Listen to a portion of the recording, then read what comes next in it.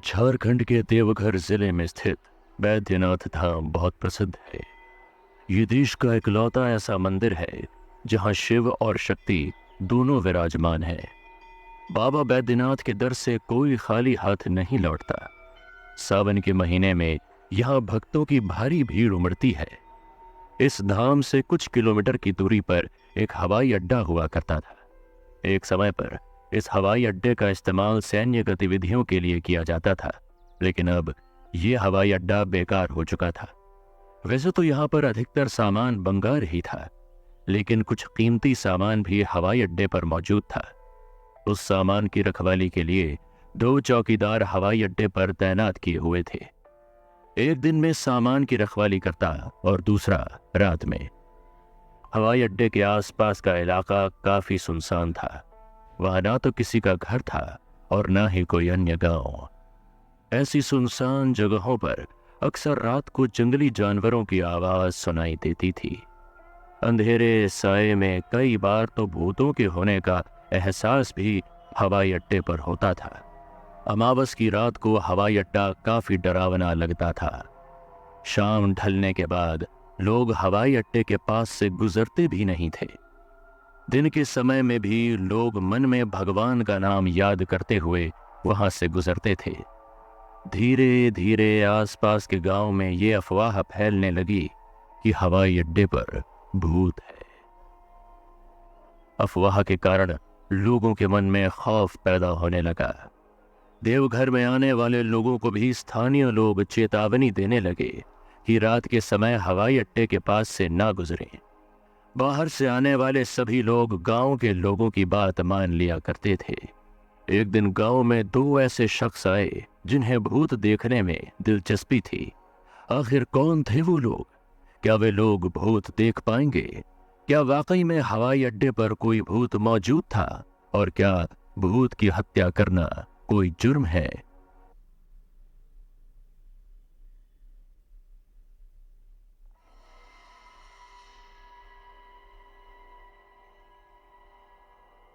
पूरे देवघर में भूत की अफवाह जोरों शोरों से फैल गई थी। कभी लोगों को हवाई अड्डे पर कोई अजीब सी रोशनी नजर आती, तो कभी चीखने चिल्लाने की आवाज सुनाई देती। रोजाना इस तरह की घटनाओं से परेशान होकर पंचायत के लोगों ने मिलकर एयरपोर्ट अथॉरिटी से शिकायत की, लेकिन उनकी शिकायत को अनसुना कर दिया गया। एक दिन गांव के कुछ लोग मिलकर पुलिस स्टेशन में रिपोर्ट दर्ज कराने पहुंचे। बताइए, आप लोगों का क्या मामला है? क्या परेशानी है आप सबको? गांव के लोग डरे सहमे एक साथ बोलने लगे। सबके साथ बोलने के कारण पुलिस को किसी की बात समझ नहीं आई। अरे सब शांत हो जाओ, और प्रधान जी आप ही बताइए, पूरा माजरा क्या है? साहब, यहाँ जो हवाई अड्डा है वह अब भूत रहते हैं और अंधेरे में भूत लोगों का पीछा भी करते हैं। प्रधान जी की बात सुनकर इंस्पेक्टर साहब भड़कते हुए बोले, तुम पुलिस के साथ मजाक करने आए हो? ये पुलिस स्टेशन है, कोई बंगाली बाबा का घर नहीं। तुम भूत पकड़ने वाले बाबा के पास जाओ, वही तुम्हारी मदद कर सकते हैं। पुलिस की ये बात सुनकर गांव के सभी लोग वापस अपने अपने घर लौट गए। ये बात एक दिन बैनर्जी ब्रदर्स तक पहुंची, जो कोलकाता के व्यापारी थे। वो जमशेदपुर में किसी काम से आए थे और काम पूरा करने के बाद देवघर में बाबा बैद्यनाथ के दर्शन के लिए पहुंचे। ऋतिक बैनर्जी और प्रतीक बैनर्जी के साथ उनका एक नौकर भी था, जिसका नाम इंद्रजीत घोष था। वो इंद्रजीत 20 सालों से बैनर्जी के लिए काम कर रहा था। बाबा के दर्शन के बाद तीनों एक चाय की टपरी पर नाश्ते के लिए रुके। वहां उन्होंने लोगों को हवाई अड्डे के भूत के बारे में बात करते हुए सुना। अरे तुम्हें पता है, कल रात भी 2 लोगों ने भूत को देखा। हाँ, मैंने भी सुना, लेकिन इस मामले में हम गांव के लोग क्या ही कर सकते हैं। उन लोगों की बात सुनकर बैनर्जी ब्रदर्स को हंसी आ गई। भला ये तुम लोग कैसी बातें कर रहे हो? भूत वूत जैसी कोई चीज नहीं होती। तुम देवघर के तो नहीं लगते, शायद दूर गांव से आए हो और तभी ऐसी बातें कर रहे हो। एक दिन शाम के समय हवाई अड्डे के पास जाकर देखना, तुम्हें खुद ही पता चल जाएगा भूत होते हैं या नहीं। गांव के लोगों की बात सुनकर बैनर्जी ब्रदर्स और इंद्रजीत घोष के अंदर भूत को देखने की जिज्ञासा उत्पन्न हो गई। तीनों मिलकर हवाई अड्डे पर जाने की प्लानिंग करने लगे। तीनों के दिल की धड़कनें भूतों की बात सुनकर थोड़ी तेज भी हुई, लेकिन साथ ही उनके अंदर जिज्ञासा और उत्सुकता पैदा हो रही थी। इसी बीच उन्हें पता चला कि जल्द ही एयरपोर्ट पर पड़े सामान की नीलामी होने वाली है। ऋतिक और प्रतीक आपस में बात करने लगे। भाई क्यों ना कुछ दिन देवघर में ही रुका जाए, नीलामी में काफी सस्ती कीमत पर अच्छा सामान मिल सकता है। भाई कह तो तुम ठीक ही रहे हो, ये विचार बुरा नहीं है। और इसके बाद दोनों देवघर में एक घर किराए पर लेकर वहीं पर रहने लगे। उन्होंने तय किया कि अमावस्या की रात को ही वो हवाई अड्डे पर जाएंगे। हवाई अड्डे पर उन तीनों के साथ क्या होगा? क्या उन्हें भूत मिलेगा? क्या वे वहां से सुरक्षित वापस आ पाएंगे? जानेंगे शुभ।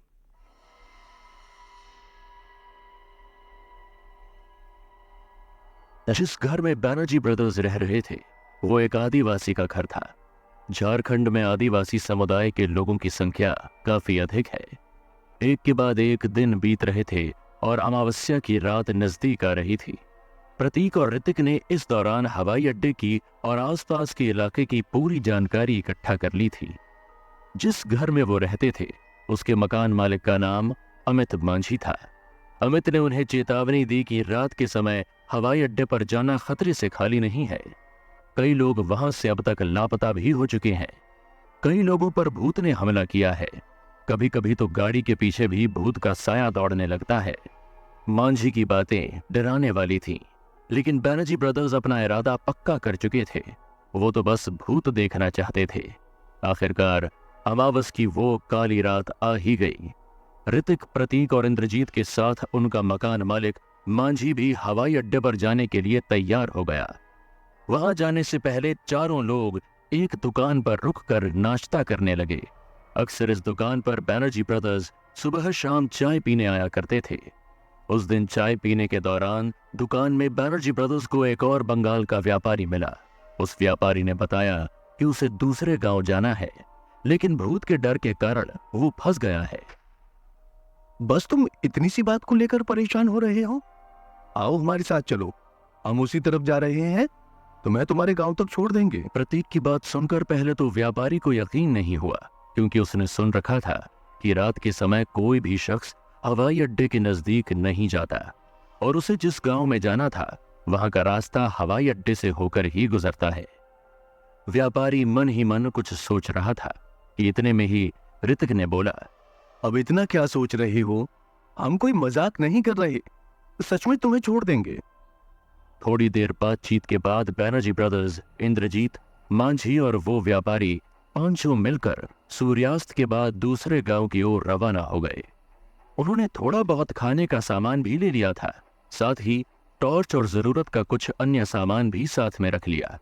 व्यापारी और मांझी की धड़कनें डर के कारण, तो वहीं ऋतिक, प्रतीक और इंद्रजीत की धड़कनें उत्सुकता के कारण बढ़ी हुई थीं। एक के पीछे एक लाइन बनाकर सभी जा रहे थे और रात को उन्होंने बिना परेशानी के हवाई अड्डा पार कर लिया। उन्हें वहां किसी तरह की कोई हलचल सुनाई नहीं दी। चारों ने मिलकर व्यापारी को सुरक्षित दूसरे गांव तक छोड़ दिया।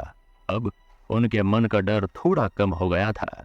तभी प्रतीक बैनर्जी ने कहा, देखा, मैंने तो कहा ही था, भूत जैसी कोई चीज नहीं होती, तुम तो बेकार में ही घबरा रहे थे मांझी।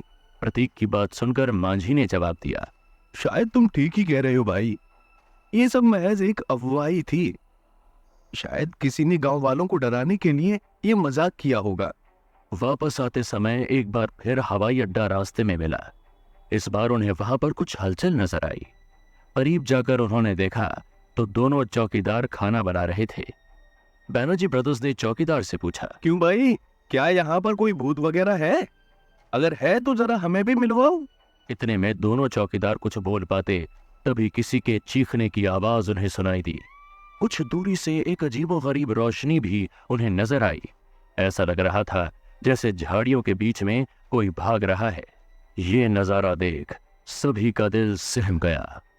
डर के मारे उन लोगों ने साथ मिलकर मुंह का थूक गले में सटका।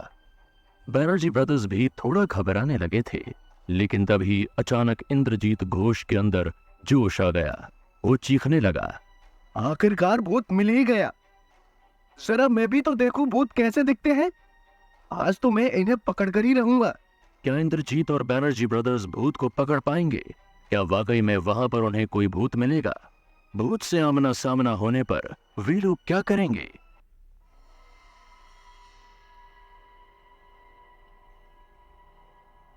हवाई अड्डे के पास मौजूद झाड़ियों में हलचल देखते ही बैनर्जी ब्रदर्स, इंद्रजीत और मांझी सहम गए। और तभी अचानक इंद्रजीत झाड़ियों की ओर भागने लगा। उसके अंदर एक अलग ही जोश आ गया था। उसने ठान लिया था कि आज किसी भी कीमत पर वो भूत देख कर ही रहेगा।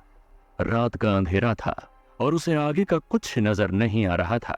फिर भी वो लगातार बस भागे जा रहा था। उसके पीछे पीछे बैनर्जी ब्रदर्स और मांझी भी दौड़ने लगे। वो लोग इंद्रजीत को रोकने की कोशिश कर रहे थे, लेकिन इंद्रजीत रुकने का नाम नहीं ले रहा था। वो पूरी तेजी से दौड़ रहा था। दौड़ते दौड़ते अचानक उसने एक खुकरी बाहर निकाल ली। इंद्रजीत का एक दोस्त गोरखा बटालियन में था और गोरखा के जवान हर वक्त एक खुकरी अपने पास रखते हैं। दोस्त ने इंद्रजीत को खुकरी चलाना, उसे इस्तेमाल करना और उसके फायदे बता रखे थे। इसके बाद से ही इंद्रजीत मुश्किल समय के लिए खुकरी अपने पास रखने लगा था। जैसे ही इंद्रजीत उस रोशनी के करीब पहुंचा, उसने अपनी खुकरी बाहर निकाल ली और उसे हवा में लहराना शुरू कर दिया। अचानक उसकी आंखों के सामने अंधेरा छा गया था। उसे कुछ समझ नहीं आ रहा था कि वो क्या कर रहा है। बिना देखे बस हवा में खुकरी चला रहा था। उसे लग रहा था कि वो भूतों पर खुकरी से हमला कर रहा है। तो तुम ही हो वो भूत। आज तो मैं तुम्हें छोड़ूंगा नहीं। आज मैं तुम भूतों को यमलोक भेज कर ही रहूंगा। कुछ देर तक वो खुकरी चलाता रहा और तभी पीछे पीछे बैनर्जी ब्रदर्स और मांझी उसे रोकने के लिए आ पहुंचे। उनको कुछ महिलाओं के चीखने चिल्लाने की आवाज सुनाई दी। इंद्रजीत अपनी अलग ही धुन में मस्त था। उसे लग रहा था कि उसने भूतों को मार गिराया। वो अपनी खुशी का जश्न मना रहा था कि तभी मांझी उसका हाथ पकड़ने की कोशिश करने लगा, पर इंद्रजीत ने इस दौरान मांझी पर भी खुकरी से हमला कर दिया और मांझी धड़ाम से जमीन पर गिर पड़ा। इसके बाद बैनर्जी ब्रदर्स ने आवाज लगाई, इंद्रजीत, इंद्रजीत, क्या हो गया है तुम्हें? तुम पागल तो नहीं हो गए हो? तभी इंद्रजीत को थोड़ा होश आया और अपने आसपास का नजारा देखकर वो हैरान हो गया।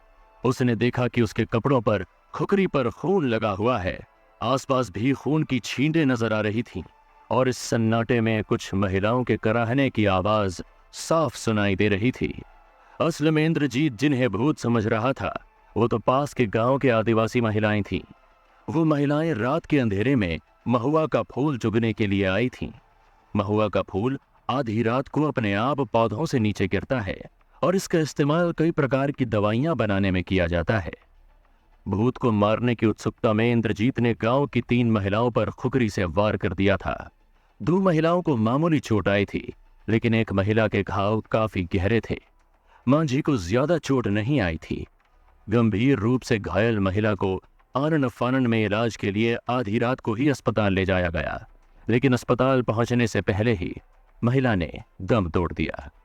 इंद्रजीत को अपने किए पर बहुत पछतावा हो रहा था। वो रोते हुए कहने लगा, अरे मैंने क्या कर दिया? एक बेगुनाह महिला का खून मेरे हाथों से हो गया। मैं खुद को कैसे माफ करूंगा? इंद्रजीत को रोता देख बैनर्जी ब्रदर्स उसे समझाने लगे, देखो, इसमें तुम्हारी कोई गलती नहीं है। तुमने जो किया अनजाने में किया। सभी को लग रहा था कि वहां पर कोई भूत होगा और अगर वाकई में वहां भूत होता तो वो हम पर हमला कर देता तो क्या होता। इसलिए तुम इस बात को लेकर ज्यादा सोच विचार मत करो। इस तरह से बैनर्जी ब्रदर्स इंद्रजीत को दिलासा देने लगे। अगले दिन सुबह यह बात पूरे गांव में फैल गई।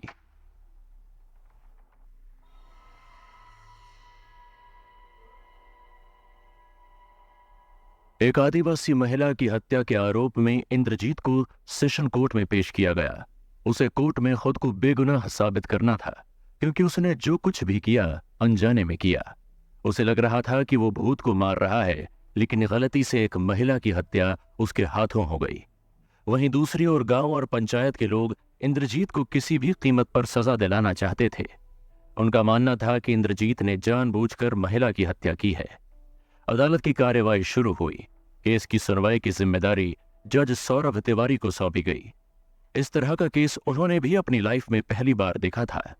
इंद्रजीत के वकील ने कहा, जज साहब, मेरा मुवक्किल बिल्कुल बेकसूर है। उससे जो कुछ भी हुआ अनजाने में हुआ। असल में गांव के लोगों ने ही भूत की अफवाह फैलाई थी और उसी अफवाह के कारण यह अपराध हो गया। मगर इस केस में कोई गुनहगार है तो वो गांव वाले स्वयं हैं जिन्होंने भूत की अफवाह फैलाकर लोगों के अंदर खौफ पैदा किया था। इन दलील के जवाब में मरने वाली महिला के वकील ने कहा, जज साहब, ये सब कोर्ट को गुमराह करने के लिए किया जा रहा है। हत्या तो हत्या होती है। पुलिस ने धारा 302, 304 और 306 के तहत मामला दर्ज किया और चार्जशीट भी दाखिल की है। कोई व्यक्ति भला एक महिला और भूत में कैसे कंफ्यूज हो सकता है? एक महिला चीख रही है, चिल्ला रही है, फिर भी उसे कोई होश नहीं। और ये तो अच्छा हुआ कि 2 महिलाएं इसके वार से बच गईं। उन्हें बस हल्की फुल्की चोट ही आई है। कटघरे में खड़े इंद्रजीत को जज तिवारी ने अपनी बात कहने का मौका दिया। इंद्रजीत ने कहा, साहब, मैं मानता हूं कि मेरे हाथों एक बेकसूर महिला का खून हुआ है, लेकिन इसमें मेरी कोई गलती नहीं है। सभी को लग रहा था कि हवाई अड्डे के पास भूत है और उत्सुकतावश हम भूत देखने के लिए वहां चले गए। अचानक पता नहीं मुझे क्या हुआ, मैंने कुकरी निकालकर हवा में लहराने लगा और पता नहीं कैसे एक महिला का खून हो गया। अपनी बात पूरी करते हुए इंद्रजीत बैठकर रोने लगा। उसे अपनी गलती का पछतावा हो रहा था। लोग समझ रहे थे कि उसने जो कुछ भी किया वो जानबूझकर नहीं किया, लेकिन गांव वाले भी हार मानने को तैयार नहीं थे। दूसरे वकील ने दलील देते हुए कहा, जज साहब, ये रोना धोना सिर्फ आपको गुमराह करने के लिए किया जा रहा है। भूतों की अफवाह पर भला कौन विश्वास करता है? एक महिला की हत्या और 3 लोगों पर जानलेवा हमला करने वाले इस शख्स को उम्र कैद या फांसी की सजा होनी चाहिए। इस तरह दोनों पक्ष कोर्ट में दलील देते रहे। तारीख पर तारीख पड़ती रही और आखिरकार कोर्ट में वो दिन आ ही गया जब सौरभ तिवारी ने अपना फैसला सुनाया। जज का फैसला सुनने के लिए कोर्ट में भारी भीड़ इकट्ठा हुई। क्या इस केस में इंद्रजीत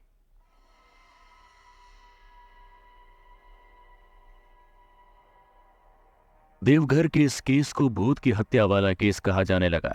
हर किसी के मन में यही सवाल था कि भूत की हत्या के मामले में किसे सजा सुनाई जाएगी।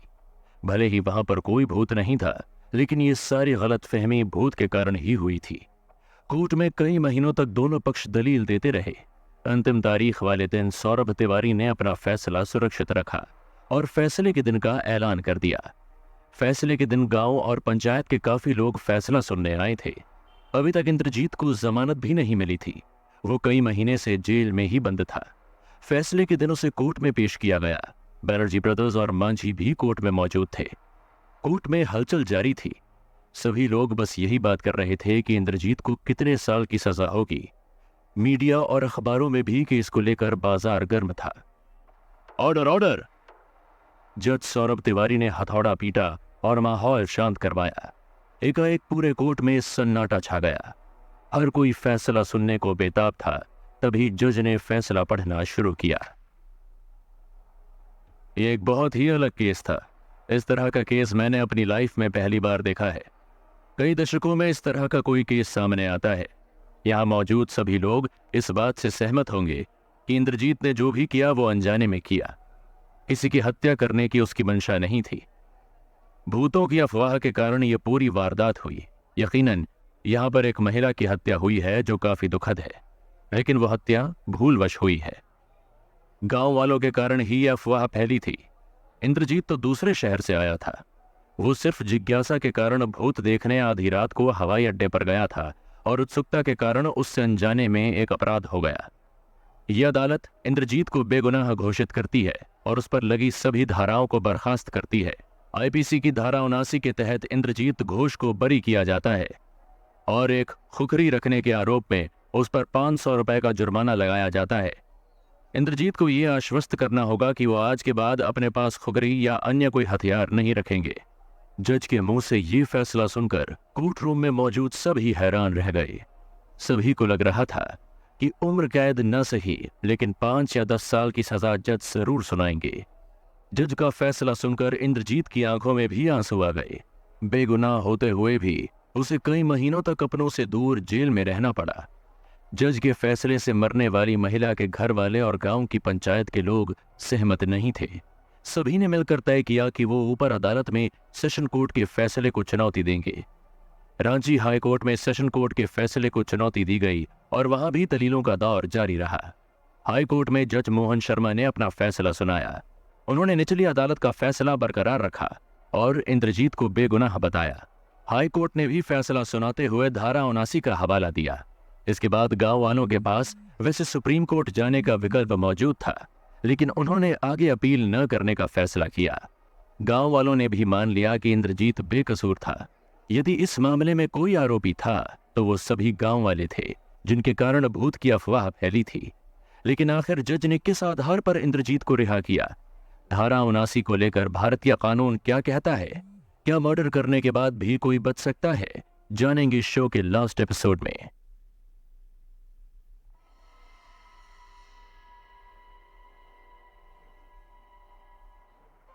भूत समझकर एक महिला की हत्या करने के बावजूद इंद्रजीत बरी हो गया। बहुत से लोगों को इस फैसले से काफी हैरानी हुई। सेशन कोर्ट और हाई कोर्ट ने धारा 79 का हवाला देते हुए इंद्रजीत को बेगुनाह घोषित किया था। असल में आईपीसी की धारा 79 के अनुसार यदि किसी व्यक्ति को वास्तविक तथ्यों की जानकारी नहीं है और उससे कोई अपराध हो जाता है तो वो बेकसूर ठहराया जा सकता है। अंग्रेजी में इसे मिस्टेक ऑफ फैक्ट कहा जाता है। तथ्यों को भूल और कानून की भूल में एक अंतर है। कई बार लोग दोनों में कंफ्यूज हो जाते हैं। यदि किसी व्यक्ति को कानून की समझ नहीं है तो इस आधार पर उसे बेगुनाह नहीं कहा जाएगा, लेकिन यदि उसे तथ्यों की समझ नहीं है तो उसे बेगुनाह कहा जा सकता है। भूत की हत्या के केस में इंद्रजीत को नहीं पता था कि सामने कोई महिला है। वो उसे एक भूत समझ रहा था और इसी तथ्य की भूल के कारण अनजाने में उससे अपराध हो गया था। हाई कोर्ट के फैसले का इंद्रजीत और बैनर्जी ब्रदर्स ने स्वागत किया और कई महीनों के बाद वो वापस अपने शहर कोलकाता लौटे। महीनों के बाद अपने परिवार वालों से मिलकर सभी की आंखें नम हो गईं। कोर्ट के फैसले से हर कोई सहमत था, लेकिन जिस महिला की मौत हुई थी उसका परिवार शायद वो दुख कभी नहीं भुला पाएगा। क्या महिला के बच्चे और परिजन इंद्रजीत को कभी माफ कर पाएंगे?